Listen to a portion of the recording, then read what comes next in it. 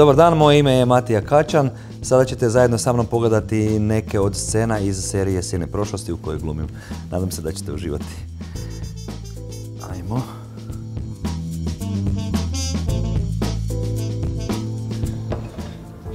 Vuk, oprosti što sam te ovako zaskočio tako rano ujutro. Koliko već dugo ti stojiš pred vratima, Tom? Ma, neko vrijeme, ali stvarno to uopće nije bitno, zaista. Ovo je bila jako zanimljiva scena, to smo se jako puno smijali i jedva smo snimali ovu scenu. A je li Paula zna da si tu? Šta ti je, daj molim te?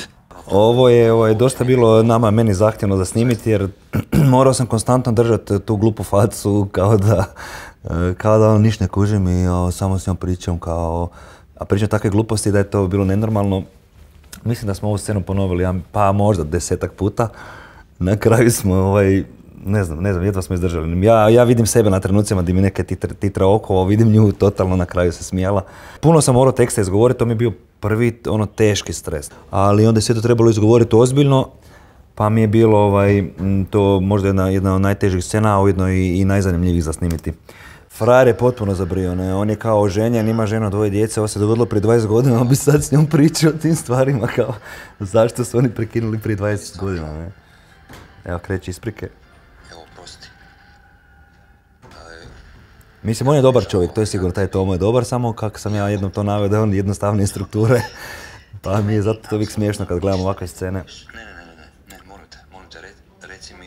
Jer on kad zabrije, onda je potpuno ozbiljan u nekim stvarima, pogotovo životnim, ali inače dosta ovako i neozbiljniji tip osobe.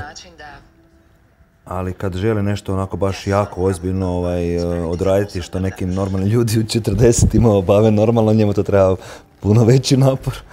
Tako da mi je uvijek zanimljivo ovu scenu vidjeti. Biće ja dobro.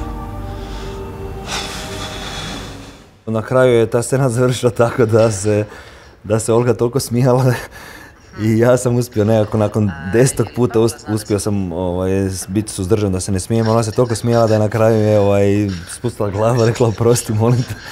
A ja sam nastavio dalje glumiti, to je kad sam vidio u montaži, to je na kraju ostalo u toj sceni i stvarno super funkcionira, ne.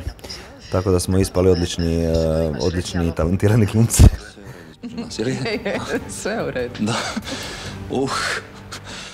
Ovo je super scena, tu smo bili na lokaciji, išli smo u neki lov i onda smo kao, nima neko muško druženje i te fore, pa smo se kao nešto napili, pili, jeli kod mog punca naravno, jer ja cijeli svoj život mogu zahvaliti puncu i ženi i sve blagodati koje imam dolaze od njih, sigurno ne od mog intelekta.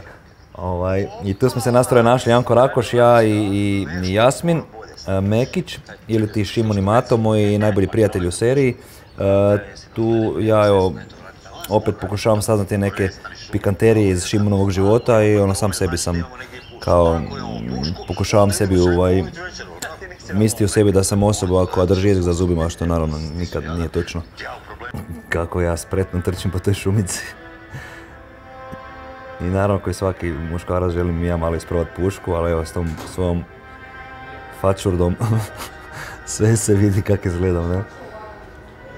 Tu sam skoro jednom od Šimona, odnosno Jasmina Mekića udario s ovom puškom u glavu, evo točno u ovom trenutku kad okrećem.